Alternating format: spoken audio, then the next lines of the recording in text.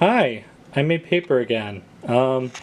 So today we're going to work on my frame, and I'm calling it a frame because that's what it is. The actual paper making tool is called a mortise and decal, and it's actually in two pieces. Mold and decal. It's called a mold and decal. I was thinking of mortise and tenon, which is a woodworking term. It's like a joint that you could use to make something like a frame, for example, which is probably why I got confused. I will continue to call it a mortise and decal through the rest of the video because I don't feel like re-recording it. This is a low effort video. There's a bottom part that's much like my frame that collects the material on it, and then there's a top frame that makes the paper the proper size, and you pull that off to get your loose paper and remove it from the lower part. And I didn't research which part was the mortise and which part was the decal, but I believe that the mortise is the top frame part that does not have the mesh on it of whatever material you use in a proper mortise and decal. But this is my latest batch of paper. I experimented with blending it a lot finer than the previous batches, and so you can see immediately how flexible it is, and you compare that to my next newest pure paper mixture, and it was it's a lot harder. It's got that egg carton texture like I mentioned before. So this was a success, I think, but it's almost like tissue papery. It's very thin and also super duper inconsistent. So we're working on that. But the reason I'm taking this bad boy apart is because it's inefficient. Not only does the paper not want to come out very easily, and I have to bang on it and like tear pieces off in order to get it out.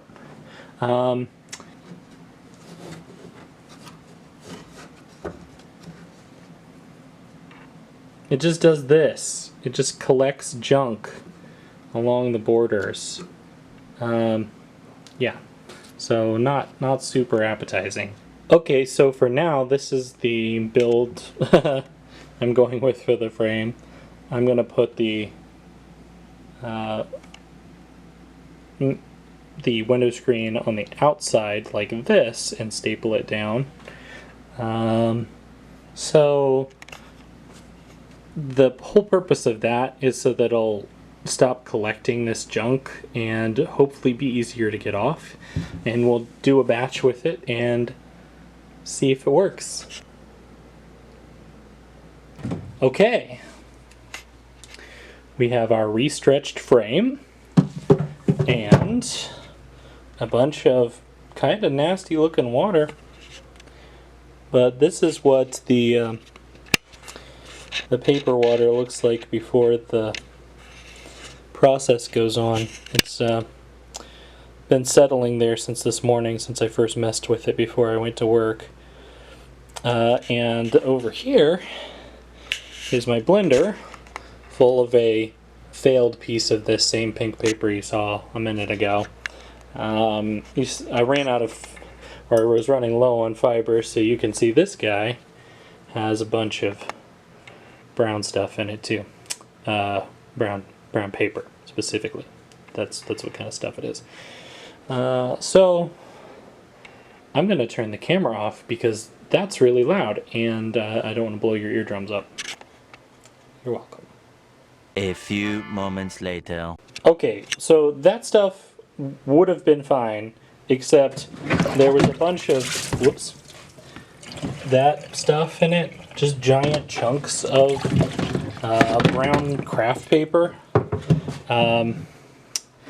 which I forgot I included in the batch that I did this morning, and you can kind of see from what I caught on this as a makeshift filter to catch some of what I was working with, so it didn't all go down my drain. The irony, of course, is what was most fit to work with, the really fine cellulose, fibers, the really fine paper fibers, all went down the drain, and the big crappy stuff that I'm now going to have to blend up, again, is in here. But you know, that's just how experiments are. You're experimenting. Sometimes things don't go as planned. So you proceed. We are proceeding. Okay, so here's my disgusting scab looking piece of paper. It'll look better once it dries. I can already tell there's going to be some problems though. This line here, the paper, is going to be torn. I can just already tell. The fibers, especially right there, you can see the screen really well through it. Fibers are just not going to stick together. But I'm going to proceed anyway, because this is the result we got from this particular batch. And I am eager to move on to the next step. I was basically just finishing up what I had in my system. And unfortunately I am going to waste a little bit of water and a little bit of loose fiber. But I needed to finish this up so that I can start a more rigorous experiment. And by a more rigorous experiment, I mean with data. We're going to start using numbers. Like I probably should have been from the start. Because that's how science works. Usually. There's math involved. So let's do it. If you look at how handmade paper is created, for example in the How It's Made episode, they put the paper that comes off of their decal onto a wet felt and let it cure, I guess, set up so that it actually turns into paper and holds together without tearing. And I think that's really, unless you're using some sort of large industrial process where you're able to, you know, vacuum the water out of the air on a drum and then shoot it off that drum onto a roller that then like pushes that paper along and turns it into a roll of paper to be cut later. You're not really going to get the speed from any sort of artificial heat, at least not with traditional paper making techniques, which I have some ideas about. But at this stage, I'm more concerned with experimenting with home sources of paper materials. Where do you get your cellulose from? How much do you need to make a piece of paper? How fine do you shred it in order to make it something heavier than tissue paper, but something lighter than an egg carton? You know, how do you get a good consistency when it hits the decal, or in our case, our screen on our frame? I didn't explain it earlier, so this is a good time to explain why I'm not using the mortise and the decal. Essentially, because the paper hand-making method I'm using is so crude, and what I'm going for is sort of, efficiency is not the right word, speed, I guess, and just churning out lots of decent quality paper. I'm trying to figure out a way to automate small-scale paper production. And one of the things I can do is I can leave as much rough edges as possible on the material, and then I can go back and just cut the size I want out of it. This, because the picture frame was for a picture, and the picture just happened to be this size, this is a 10.5 by 9 picture frame. I just measured it earlier. It's not super important, but the whole point is it's in inches, obviously. The whole point is that it's bigger than your standard sheet of American 8.5 by 11 printer paper. I think my goal for the end product, the final process, is that it's going to make A4. That's what I'd like to do. I think that's probably going to be helpful in terms of just making sure my calculations are easy to do without a bunch of stupid imperial conversions. So that's what we're aiming for. And speaking of measurements, segue. This is my newest piece of lab equipment, I guess. It's a postal scale that I borrowed from work because we never use it there. I guess we must have mailed things at one point, but it was just kind of sitting there, and I noticed it when I was needing a scale for this project. So, my current idea for this is to use this scale to measure out my paper material, because that will help me to figure out how much I'm putting in versus how much I'm getting out. That is 2 full sheets of American printer paper. That's 9 grams. One of them said it was 5. This is not a terribly precise scale, looks like. It rounds up to the nearest gram. But that'll be good enough for our purposes right now. But if we compare that to this piece of paper, which I know was made with more than 1 sheet of paper, that's 20 grams. So I used 2 sheets of paper and it turned out this weight. Here's the thing.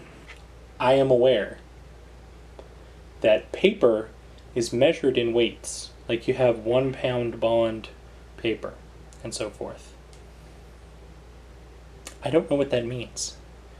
But I have a suspicion that it means for some given, 2-dimensional volume of paper, there is a certain weight to that paper. That's what I would be guessing.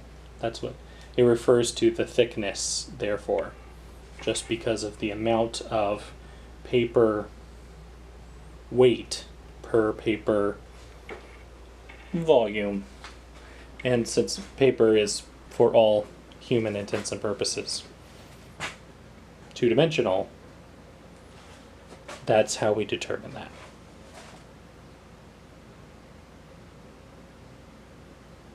Am I right? Wow! I'll figure that out in editing. Okay, so here's another piece of paper. This is made with a lot less. No. See, that's another thing. This batch in particular, that batch that I just showed you, I know how much it was because I started a clean batch and this is the only paper that came out of it. But some of these others have made multiple sheets. So that's why I'm just now starting to collect, now that I'm...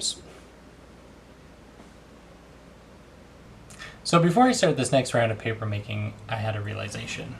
And that realization is this. It doesn't matter in the current situation, my current setup, how much I weigh the paper, because I have this huge amount of waste water mixed with cellulose in the end, no matter what. Doesn't matter how coarsely I grind the paper. If I grind the paper very coarsely, or I add excess to make up for the fact that there's going to be a lot of water, you end up with paper like this. It's very thick. It has a very high level of strength. You can't just like tear it apart by pulling at the sides like you would be able to tissue paper or something like that. The fibers are very closely intermeshed with one another, meaning that it's not bad paper. I just have to figure out how to make better paper. I need to figure out how to split the difference with hand making. And that's going to come down to partially research, and it's going to come down partially to practice. Especially since the method I'm using is basically, currently using, is basically a modified version of the traditional method. And what I'm going for is some innovation. And that is going to come with some problems. Yeah. I think that's it for today. Yeah. I think that's it. I just needed an update on some things. Show you my new paper. So I'm pretty proud of this. It turned out pretty good. It still has those little inclusions that look like handmade paper, those pretty little flecks. But it's not quite there. It's a little too tissue-y. It's a little bit higher strength than tissue, because I can do this. I'm pulling pretty hard. I'm, pulling hard as I can. And it's fragile on the edges, but, like through the middle, the fibers are, intermeshed pretty well. I think it's a success. I need to make some modifications. I need to change some of my equipment. And I think I actually need to get into my ultimate goal of what I'm trying to accomplish sooner rather than later.